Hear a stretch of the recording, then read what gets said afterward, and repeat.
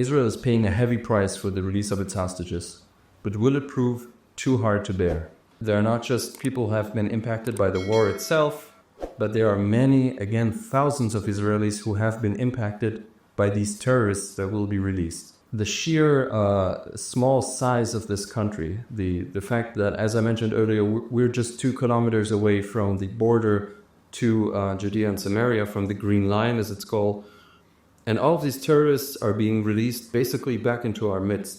While I was reading up on this whole issue yesterday, I was actually going through Twitter, and I saw an Israeli write in Hebrew. He was joking, but it was a true joke. He said, "So you're telling me that basically next week I might be meeting one of these terrorists at the Rami Levi, at the local supermarket?"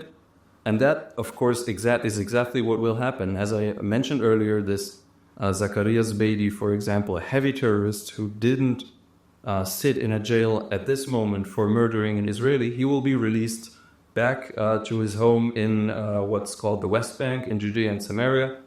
And some of them even live in East Jerusalem. So those terrorists will be able to walk around freely. Those in East Jerusalem, they have no issue of entering Israel proper.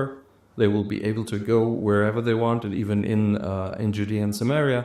If you're a settler, if you're one of the hundreds of thousands of Israelis who live beyond this green line, you will be meeting those terrorists in your supermarkets or just driving on the street right next to you.